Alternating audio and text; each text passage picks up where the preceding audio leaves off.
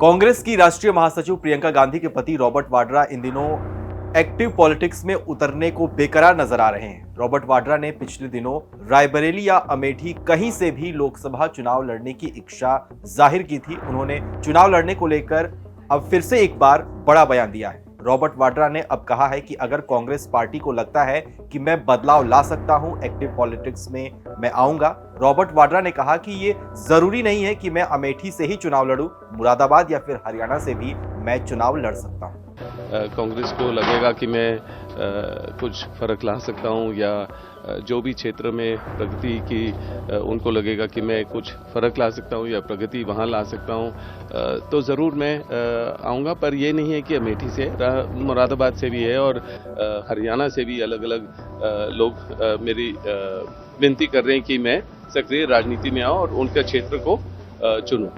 Media से बातचीत करते हुए रॉबर्ट वाड्रा ने कहा कि मेरी सोच है कि मैं धर्मनिरपेक्ष रहना चाहता हूं, धर्म की राजनीति से मैं दूर रहना चाहता हूं। वाड्रा ने कहा कि मेरा परिवार धर्मनिरपेक्ष है और वो हमेशा धर्मनिरपेक्ष देश के बारे में ही सोचता है। रॉबर्ट वाड्रा ने मणिपुर से लेकर कई मुद्दों पर पीएम मोदी पर भी निशाना साधते हुए कहा कि पीएम मोदी को लोगों से जुड़े मुद्दे उठाने चाहिए और ये सोचना चाहिए कि हम कैसे प्रगति कर सकते हैं। मेरा यही सोच है कि सेक्युलर रहना चाहिए और धर्म की राजनीति से दूर होना चाहिए और जो असल में लोग के मुद्दे हैं उसके बारे में प्रधानमंत्री जी को बात करनी चाहिए और उसके बारे में ध्यान देना चाहिए कि हम प्रगति की ओर कैसे जाएं।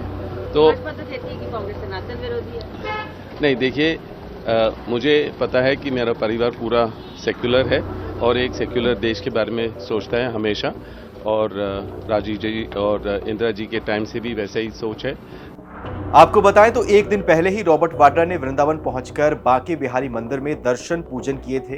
वृंदावन में रॉबर्ट वाड्रा ने कहा था कि अमेठी के लोग चाहते हैं कि वो उनका प्रतिनिधित्व करे। उन्होंने ये भी दावा किया था कि लोकसभा चुनाव में उनकी उम्मीदवारी पर फैसला सही समय पर हो जाएगा।